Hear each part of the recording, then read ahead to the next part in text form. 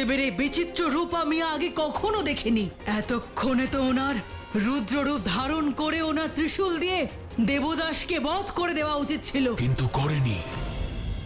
কারণ কাশীতে দেবদাসের বিনাশ করা এত সহজ নয়।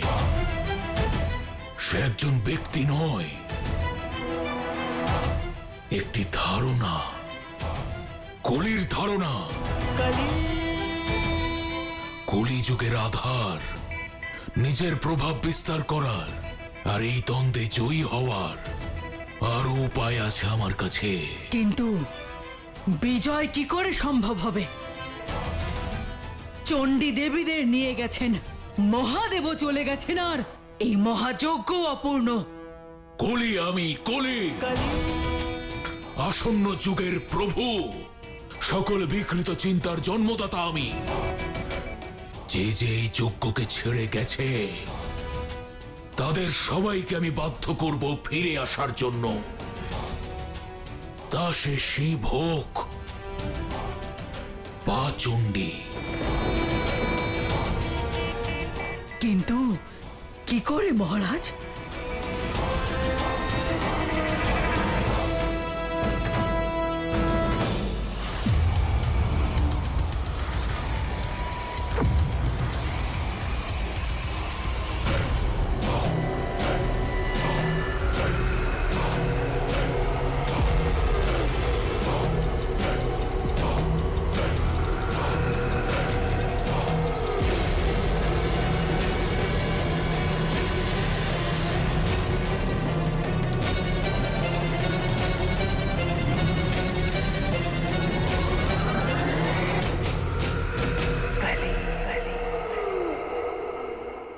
মহাযজ্ঞ পূর্ণ হয়নি তো কি হয়েছে?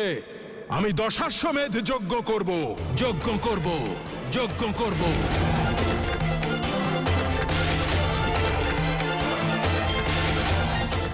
আর শুধু এই সম্পূর্ণ বিশ্ব কেন, সমগ্র ব্রহ্মাণ্ডকে আমার দাস বানাবো।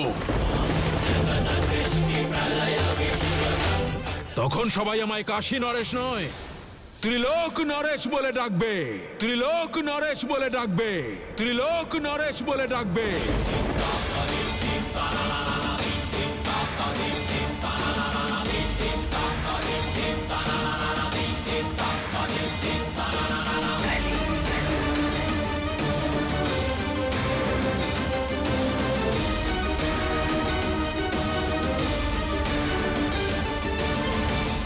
এমনটা যদি হয় তাহলে ধর্ম অধর্মের মাঝে যে সীমা আছে তা চিরকালের মতো দূর হয়ে যাবে।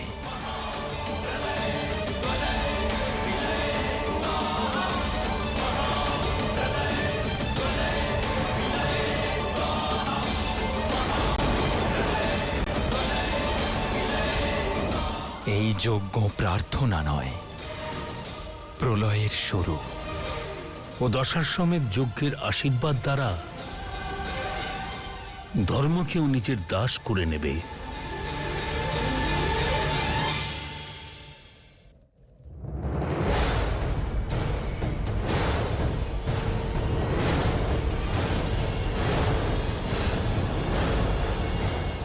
দশ দিক আমার চরণে মাথা নত করবে, তখন না কোনো শক্তি আমাকে আটকাতে পারবে, আর না সাক্ষাৎ শিব।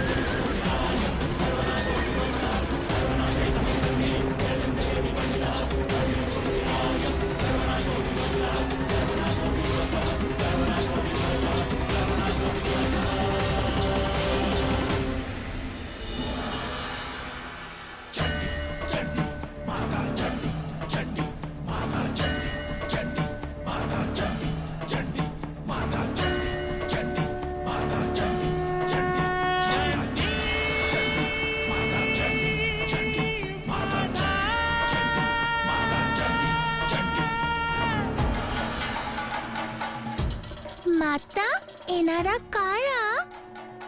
আমরা তোমার মাতার ভক্ত।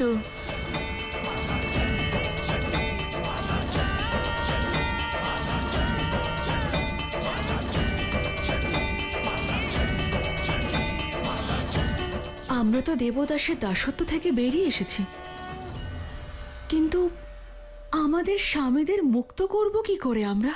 কখনো কখনো সমাধান সমস্যার মধ্যেই লুকিয়ে থাকে দেবী।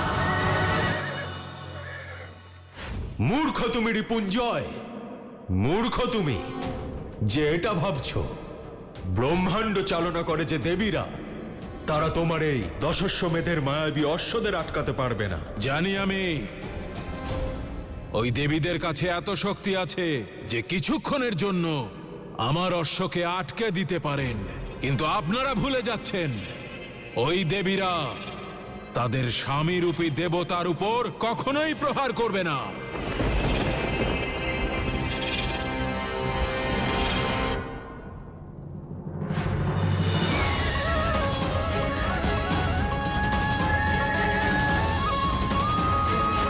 প্রতিটি অশ্বের সঙ্গে একজন দেবতা থাকবেন, অশ্বের রক্ষক। যদি কেউ অশ্বমেধের অশ্বকে আটকাতে চেষ্টা করে, তাহলে সেই দুঃসাহসীকে দেবতারা শেষ করে দেবেন। আপনারা সকল দেবতারা আমার দাস, আর তাই আপনারা আমার এই আদেশ পালন করতে বাধ্য। কি ব্রহ্মাদেব? এ ঘোরতর পাপ রিপুঞ্জয়, ব্রহ্মাণ্ডের ভারসাম্য নষ্ট হবে এতে। তুমি পাপের পথে অগ্রসর হচ্ছ। মৌন থাকুন নারায়ণ, নিজের প্রভুকে সম্মান করতে শিখুন। আমার এই আদেশ পালন করতে বাধ্য আপনি, আপনাদেরই বরদানে আবদ্ধ। আমিও দেখতে চাই যে ওই দুঃসাহসী দেবীরা আর তাদের অধিনায়িকা চণ্ডী আমার অশ্বমেধ যজ্ঞ কিভাবে আটকাতে পারে।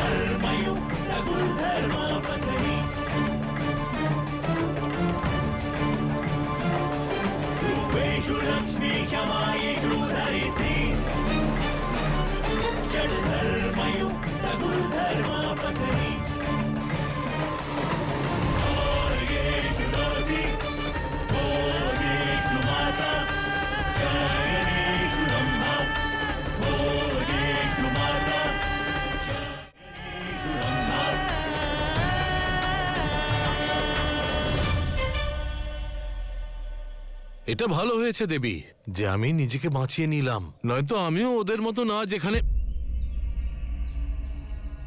রুষ্ট হচ্ছেন কেন? আমি তো আপনার পক্ষেই রয়েছি, তাই না?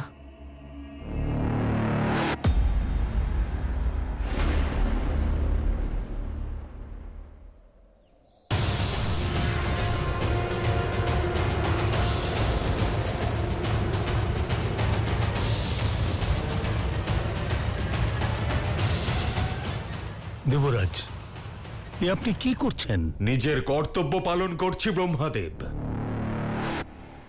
তার জন্য আমার স্ত্রীর সঙ্গে লড়তে হলেও লড়বো আমি।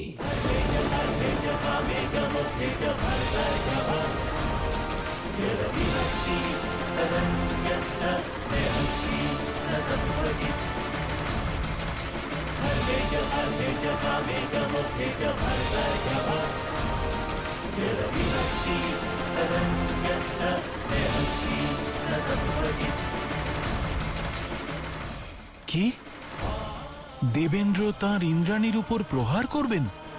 এতে তো অনর্থ ঘটবে।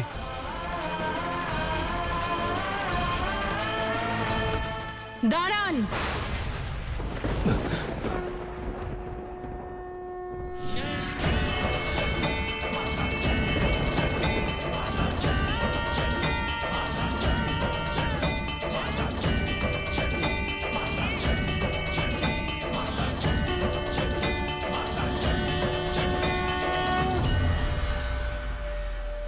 দেবতা হয়েও এক আসরিক প্রবৃত্তি সম্পন্ন মানুষের দাস হয়ে গেলেন। এই কলঙ্ক কি কম ছিল যে এখন নিজেদের স্ত্রীর উপর প্রহার করতে চলেছেন?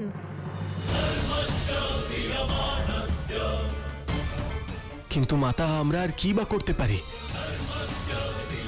আমরা নিরুপায়, আমরা প্রতিজ্ঞাবদ্ধ সবাই।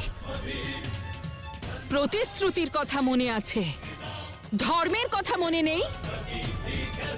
যে প্রতিশ্রুতি ধর্মপথে বাধা দেয় তাকে ত্যাগ করাই উচিত, ত্যাগ করাই উচিত, ত্যাগ করাই উচিত।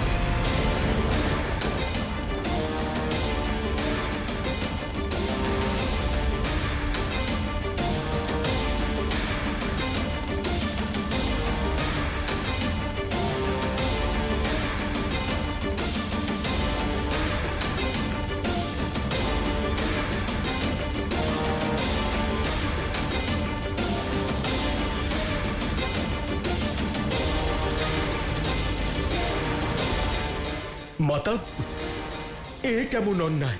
একজন স্ত্রী তার স্বামীর উপর প্রহার করতে পারে, কিন্তু একজন স্বামী পারে না। এই প্রহার আপনার উপর হয়নি দেবরাজ, এই প্রহার দেবদাসের বরদানের উপর হয়েছে। দেবী আপনাকে প্রতিশ্রুতির বন্ধন থেকে মুক্ত করছেন, নিজের স্ত্রী ধর্ম পালন করছেন। আর আপনারা তো ওর দাস হয়েই গেছেন, এখন নিজেদের স্ত্রীদেরও ওর দাসী বানাতে চান।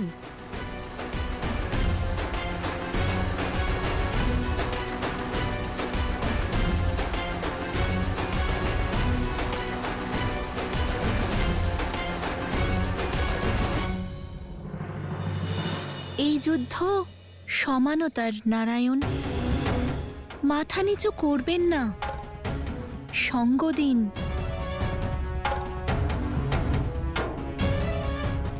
মাথা নত করা সম্মানের প্রতীক দেবী,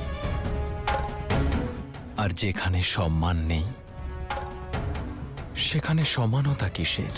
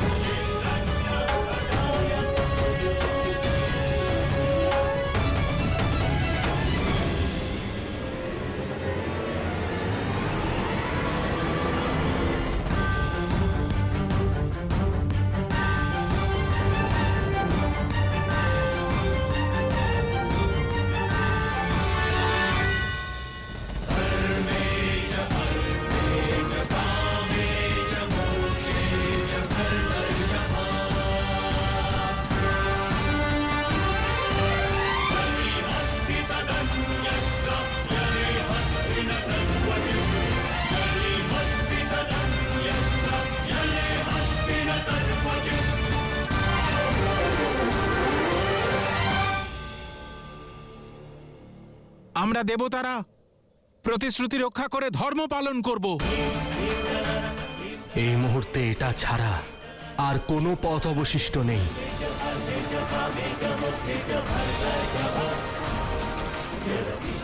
মাথা নত করার পূর্বে যুদ্ধ করব।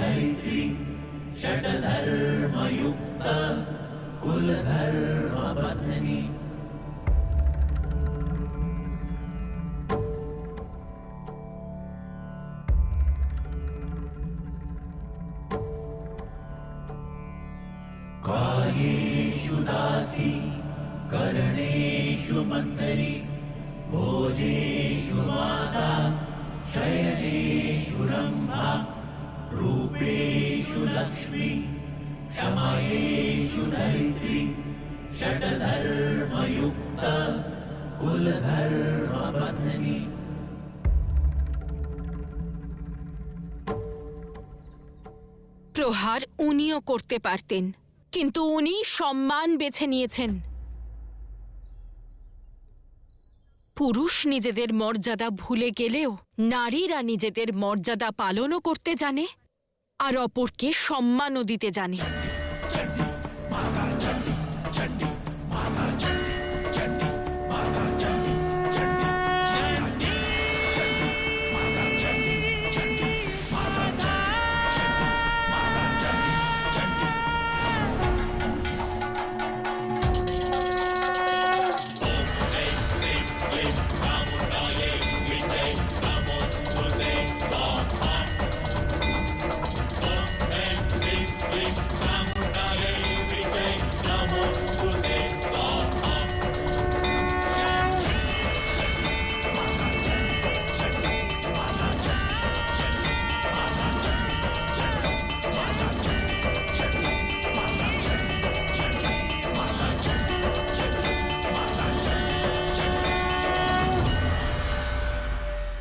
অসম্ভব!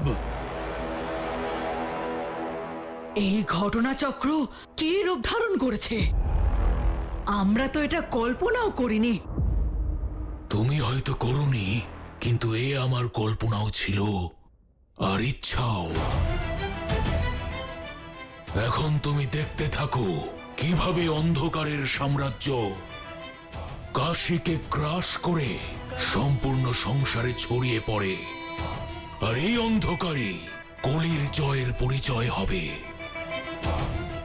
কারণ সেটাই হবে যা কলি চাইবে।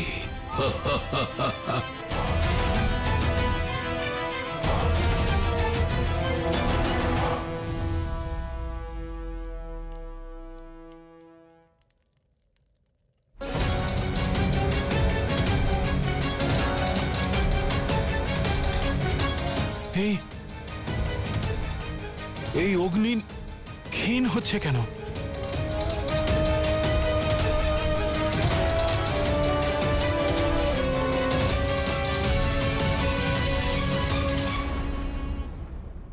এই অগ্নি তোমায় সাবধান করছে দেবদাস। তোমার ওপর এখন পাপের অন্ধকার ঘনিয়ে এসেছে। কলির ভ্রমে তুমি আবদ্ধ হয়েছ। এখনো তোমার পাপের ঘড়া পূর্ণ হয়নি, সময় আছে। শুধরে যাও দেবদাস। দেবতাগণ তোমায় ক্ষমা করতে প্রস্তুত।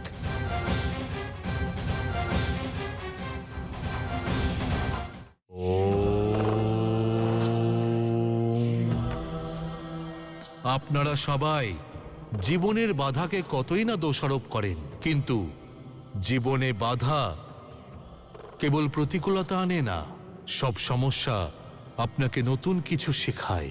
যেমন বৃক্ষকে ঘূর্ণিঝড় আর বায়ুর বেগ কোনো ক্ষতি করে না, বরং তাকে আরো ক্ষমতাশালী করে তোলে। ঠিক তেমনি সমস্যা একজন মানুষকে আরো সক্ষম, আরো অভিজ্ঞ করে তোলে। সেই জন্য বাধা এলে ভয় পাবেন না, তাকে অতিক্রম করতে হবে।